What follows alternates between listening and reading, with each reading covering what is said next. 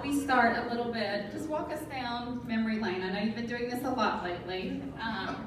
So walk us down memory lane. For those of you who aren't as familiar, because I've taken a few days here to kind of study the city manager and learn a little bit about his history and his past and what he's done and what he's accomplished.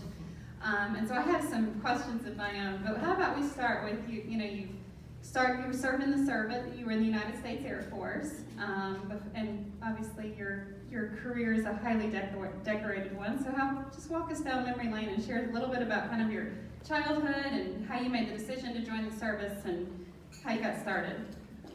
Wow, that's a lot. I've had a couple of drinks, so you may have to shut me up.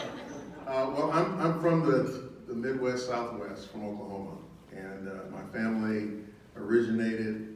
My mom and dad. My dad originated from Wellington, Kansas, Wichita, Kansas. Met my mom there. She was visiting from Tulsa. They fell in love, got married, had me, and 3 years later, he was looking for work. So my grandfather, who was already employed in Tulsa, said, "Come on down, and we can get you hired at the steel foundry that he worked in." So they moved in 1953, brought me along. My dad started working, and I spent all of my public school time, in Tulsa. And then when it came time to consider college, my dad really had that as a plan for me. And he was a Navy veteran. Spent a couple of years in the Navy, and you could tell that really influenced how he looked at the future. He saw a world changing, and he wanted his kids to be prepared for a world that was going to be a different world than the one he grew up in. And he wanted to make sure that his kids were prepared to really live in a racially integrated society that was going to depend on one's abilities and qualifications in order to get ahead. So, everything he stressed to me was, you're going to college, whether I want to or not, And he also imparted a lot of wisdom. He had a lot of common sense, and he really influenced me to look at things in a certain perspective. I had no animosities about anything. I had no chips on my shoulder. It was all, for him, to me, it was all positive. And I mention that because I think that growing up, there are a lot of my contemporaries that didn't quite have that kind of mentorship. But I had it, and so I then started the University of Tulsa, and I started in 1967. So if you can think back to 1967, I was at University of Tulsa from 1967 to 1971, which was probably the most activist-oriented college years in this country. I mean, we had anti-war, we had some really difficult civil rights related, activity, and here I was, as a college student, trying to figure out exactly, where am I going? But anyway, I decided, because, growing up watching Westerns and watching war movies and identifying professions that I thought were honorable, then I decided that, with the selective service, the draft, all of that was still active, and then having a sense of obligation as a citizen to serve the country, that it was likely I was going to go into the military. So I joined ROTC, decided it was much better going in as an officer versus as a enlisted person, and also being in the Air Force as opposed to being a Marine or an Army person on the ground.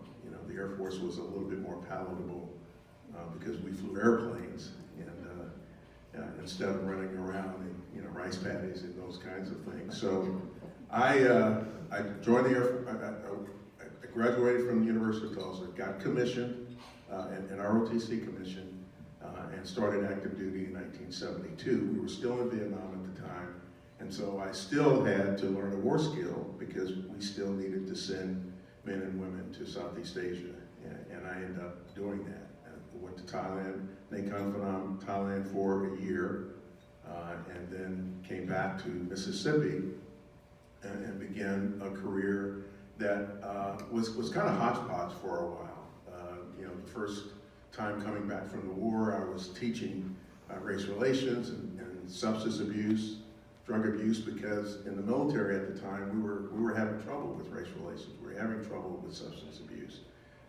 And so how can you be the kind of military force that we expected our men and women to be if they have those kinds of disabilities? So I taught for a little while, and then finally got kind of smoothed out and spent my time in what you would consider human resources kind of work, really focusing on putting the right people in the right job at the right time.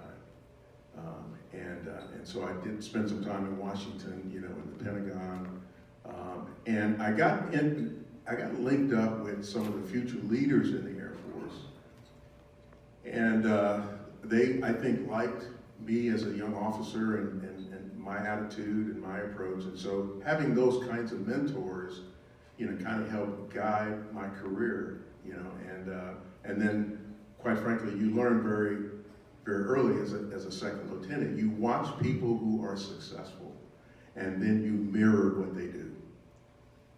And so I took that approach. I always had a pencil in my pocket, always took notes, and then I always looked at the most senior ranks and figured out, well, how do they get to be the senior ranks? I'm going to mirror what they do. And that turned out to be very helpful to me because it allowed me to continue to build a good military record, to get promoted. Because in the military, you're up or out. If you don't get promoted, then you're out. And that, I think, led me to have some very successful assignments. San Antonio, England, Germany. And then when I got promoted to colonel, they sent me to Air War College for a year. And then after Air War College, I'd already served as a squadron commander in England. But after I got promoted to colonel, they sent me to Japan as a support group commander. And that's the equivalent of a city manager. So outside of Japan, I was commanding a support group. The American community was 14,000. About half of that number was actually Air Force military people because we were an airlift center there. The other half were Americans who worked in Tokyo but lived on the airbase. So here I was providing municipal services to an American community outside of Tokyo.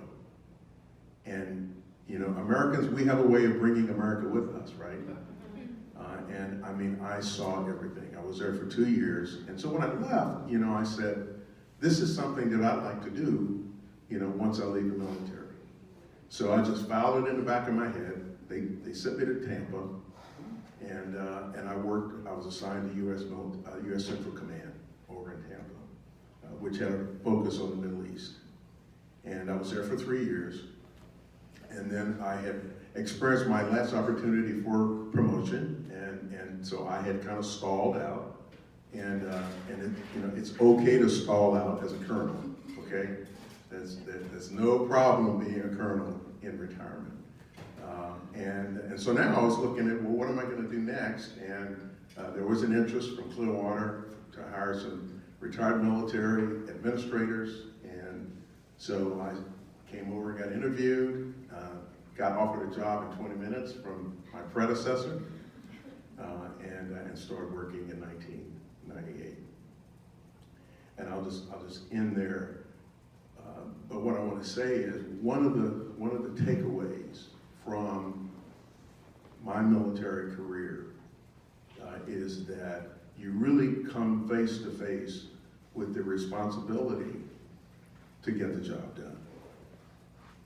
No excuses. You clearly understand where your mission is, and you get it done. And you get it done through people. So the very people that you have to count on to get the job done are the people who are under your command. And so you've got to take care of them. You've got to understand them. You've got to hold them accountable. You've got to be there for them. there can be no doubt about where you stand versus where they stand and why you're there as their boss. So now I'm in a different environment. I'm not in a military culture. I'm in a local government culture. And let me tell you, it was different. People respond to you not because you're the boss. They respond to you because they want to respond to you. And so fortunately, I had a couple of years where I was not the manager, and I really began to understand what a local government culture is all about. And as opposed to coming in saying, hey, look at me, this is what I've done in my career, and I know you want to work for me and work hard for me. I mean, none of that applied. You really had to pay attention and learn. And so by the time I became a manager in 2000, I fortunately had 2 years to understand what the difference was between where I'd been for the previous 12 to 27 years and now what I was facing, as a city manager. So that was so helpful in that I thought I had a pretty good idea of what I needed to do in order to convince the organization that we could be successful together going forward. But make no mistake about it, there clearly were some expectations on my shoulders as the city manager. I'm working for 5 elected officials. They're the ones that hired me. They're the ones that evaluate me. They're the ones that give me expectations that I'm supposed to meet. And it's very clear to me that if I don't succeed, then I'm going to have a short tenure. And so I got involved with the public administration, state organization, so I was exposed to other managers who had been around a while. So I started to study for them and started to understand, what does it take to survive in an environment, in a political environment, and what does it take to survive in a media environment that we find ourselves in. Now, some of you remember the St. Pete Times as opposed to the Tampa Bay Times. Isn't there a difference? Was there a difference? Let me tell you, in the military, we didn't have to deal with the media. Well, I had a reporter who was visiting me every week, and they were looking for things to print, and it wasn't necessarily they were looking for good things to print. So I had to learn and get up to speed fairly quickly. And also in 1998, you may not remember this, but the City Council had just approved a whole series of projects in Penny Fort Pinellas that was really focused on improving the quality of life in Clearwater. Rec centers, libraries, those kinds of things. And we had a couple of things that were not real popular. We had a roundabout that had some real challenges. I mean, the newspaper was constantly writing negative things about the roundabout because people were complaining about the roundabout. I mean, part of it was it's supposed to have a really nice fountain that didn't work. So I tore the fountain down. People felt much better getting around the roundabout.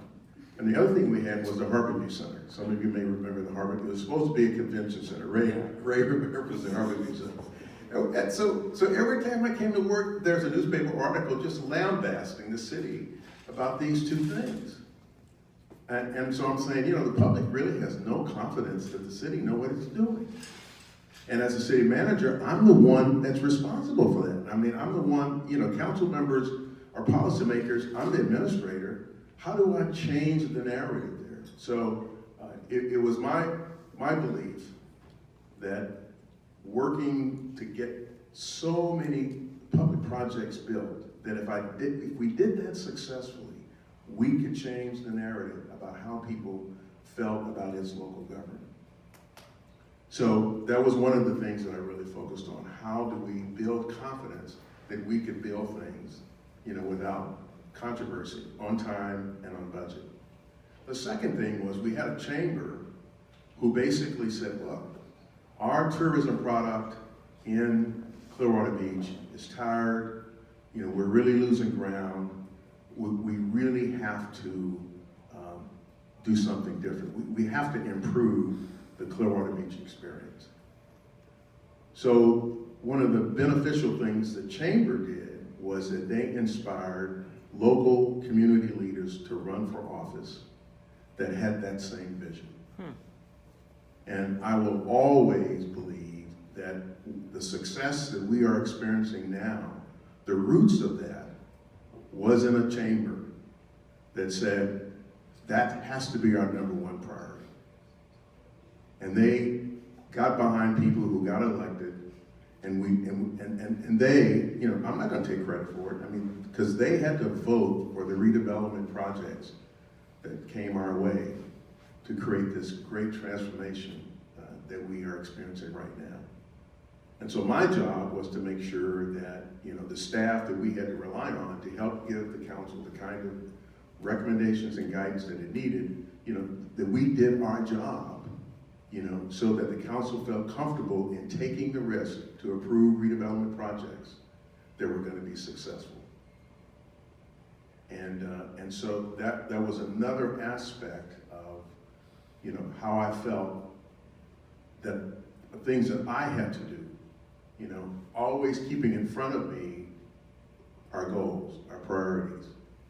And so I feel really good about that. You know, I was telling someone today, I can't, what's your name again? Anita. I was telling Anita that, you know, after, you know, when you build something in 2005, you know, it's bright, shiny, looks great. When you look at it in 2021, it's aged. You know, you've got to constantly refresh things, you know, and so, you know, as I walk out the door, my successor is going to come in, not to a crisis. I mean, there's a lot of great stuff, but that person is going to have to focus on refreshing all the great things that we did, you know, 20 years ago that needed. So is that That was wonderful. Thank you. good? In fact, none of my questions matter any longer. You just covered them all. So I want to back up just a second. Okay. So you have a Bachelor of Science in Chemistry. That's correct. And then you joined the Air Force. Yes. Did you always, the chemistry, your undergrad in chemistry, did you have another path in mind potentially? Well, yes, well, okay, so when I was in middle school, that's when the country was reacting to Sputnik, right? And I mean, I'm an old guy, so you may not remember that. But anyway, the country did, because the country said, look, you know, the Russians are ahead of us. And so they wanted everybody to be a scientist. So our algebra and science and all of that kind of curriculum, I mean, they just fed all of us that stuff, thinking that maybe out of, you know, 20 or 30 people, we'll get a couple of scientists out of it, you know. So I ended up, you know, having an affinity toward science and having an affinity toward chemistry. So that's why I went the chemistry route. There had to be a story there. But the interesting thing was, I had to get a master's in chemistry in order for me to do chemistry work in the Air Force. So because I didn't get a master's degree, then that chemistry degree kind of was a little bit wasted. But what it did do for me, though, is that it taught me the scientific method. It really gave me a discipline that I could apply to the areas of behavioral and social science that I truly loved. You know, so I wasn't your normal behavioral scientist or social scientist. I had that chemistry influence, you know, which really focused my efforts on being somewhat methodical, being objective, and valuing the scientific side of life. I knew there had to be a story there. You did get a master. You got 2 masters. I got 2 masters. May not have been in chemistry, but you got 2 of them. So certainly a lifelong learner and one that loved to continue to improve and educate yourself. Do you mind to share with us what values you appreciate in a leader? Well, you know, it's easy to say it after 20 years, but when I was a captain, that's when I got my first master's. It was in human resources management, because I was supervising people, and I was learning. I mean, you don't wake up one day and just learn how to manage people. I mean, you really need to learn how to do that. And so, it was through training, professional education, that I really learned to understand that a leader, has to have, in my opinion, very effective and competent human relation skills. And a leader has to have empathy, has to have the ability to really, understand the complexity of what people are experiencing. And it's really, for me, it's a selfless existence, because it's really not about who you are. It's about who you are serving, who you are supporting. And now, again, part of my background was really, kind of a sacrificial mindset, if you will. And but I think what I value the most about a leader, aside from really wanting to be competent at what you're doing, is how you care about the people and support the people that you are working with, and especially the people that you are supporting, that are working for you. I'm not a screamer. So if you work for me, you wouldn't come to work one day and hear me screaming and yelling and, saying all kinds of wild things because I'm angry and I'm upset. I mean, that's not the kind of leader I am. And I think there's some leaders who are effective being that way. But I don't think you can be that way for a long time and expect people to feel comfortable working for you.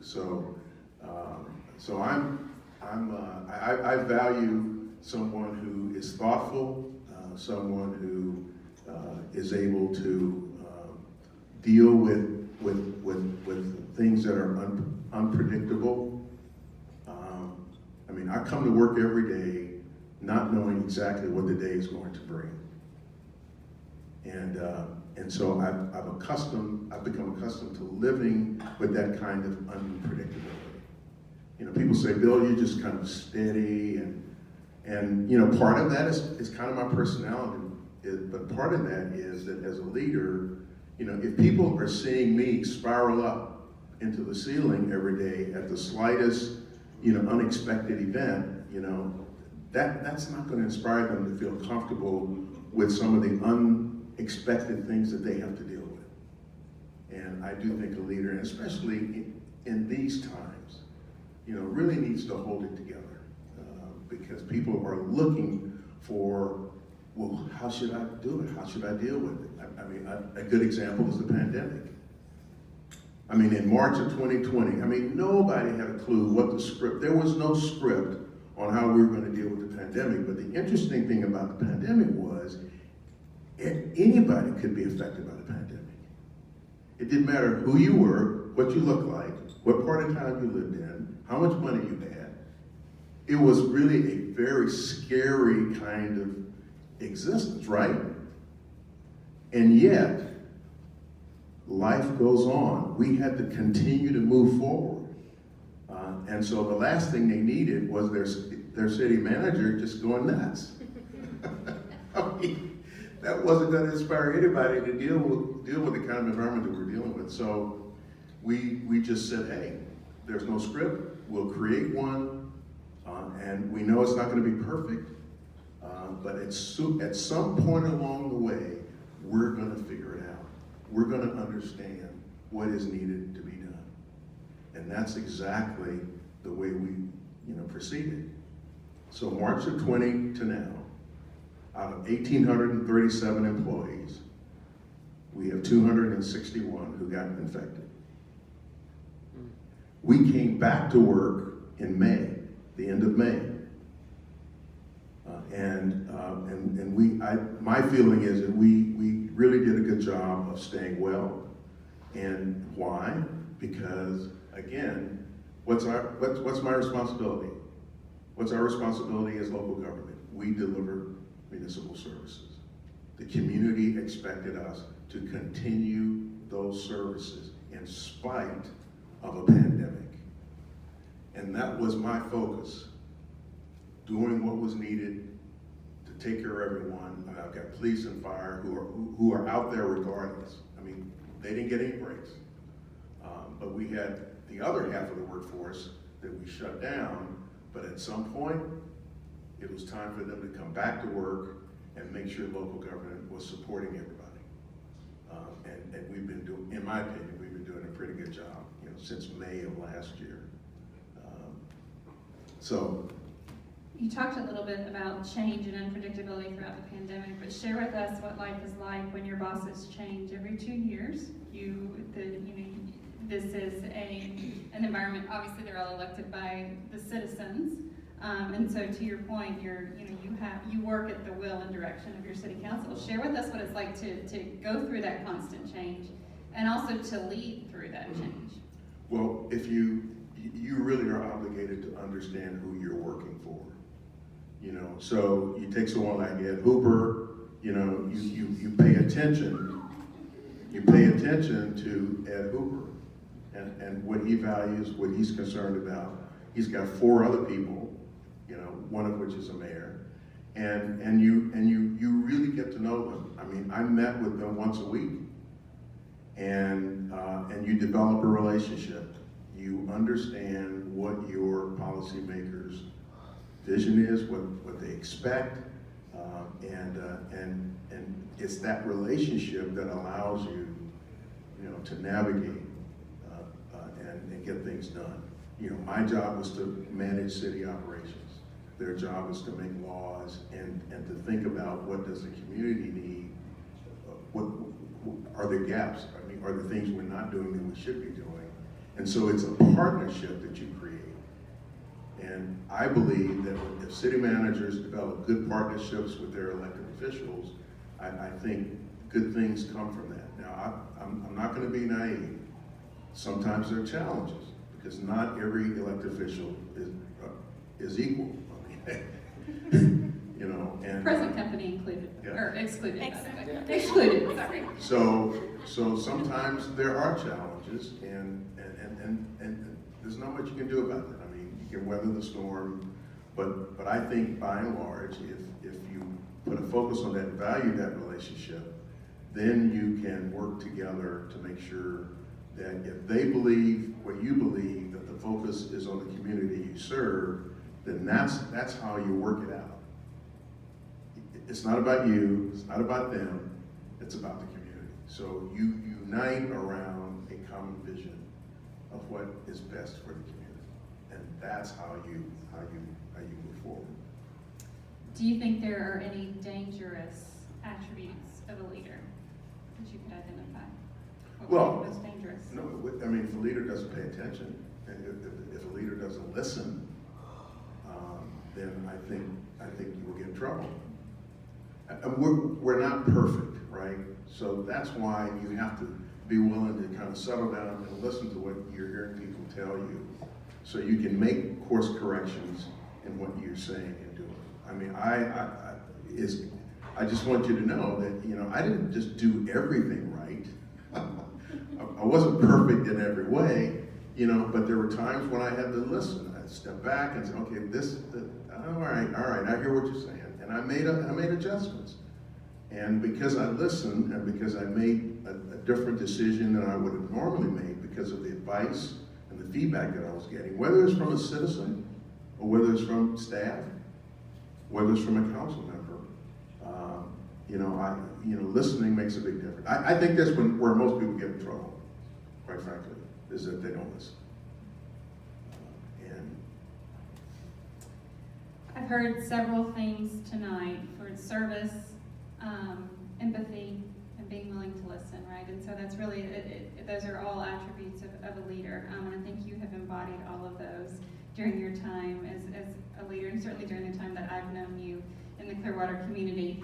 You mentioned your father that really kind of drove you to college and kind of drove you to the path and said that he drove you down a certain path. And did you have, and you mentioned other mentors that you kind of wanted to emulate. Did you have anyone specific that you looked to as a mentor throughout your career? Well, my personality is a blend of my dad and my mom. And so my dad was a little bit more rugged. I mean, you have to consider greatest generation. And my mom was almost just the opposite. So that blend and from her, really is what gave me the calmness that I have. And there wasn't one crisis that I couldn't come and talk to her about and share my inner feelings about. And so there was a sensitivity that I picked up from her that continues with me today. And also, I mean, I'll tell people all the time, I've been blessed by so many mentors. Whether it was in school, whether it was in the military, whether it was here in Clearwater, in the community leaders, that I have met. Ray Ferrari, is Ray still here? I mean, this guy, there isn't anyone here that doesn't truly understand, the health system. And he's not a physician. He's not. He's a financial expert. But there are so many other aspects of him and his leadership, and I've seen him in action. I mean, that stuff rubs off on you. It really does. He's a great golfer. I can't beat him. I can't beat him in golf. That takes a lot of practice. Yeah. And so what I'm saying is, I've just seen, there've been a lot of community leaders here in Clearwater, mayors, council members, I mentioned Ed, that I have really been influenced by the way they do what they do, and it has rubbed off on me. Clearwater is not Tampa. Clearwater is not St. Pete.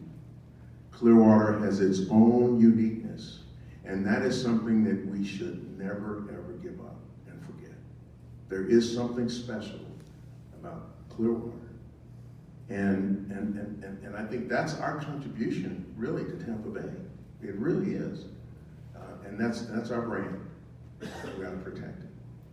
Well, thank you. Thank you for everything that you've done and how you fought for this community, how you've been a public servant. While your name, I said this to you yesterday, while your name may not have been on the ballot, you're as much a public servant as anyone that has put their name on the ballot. So thank you for your years of service and dedication to our community and really building and creating the Clearwater that we know today.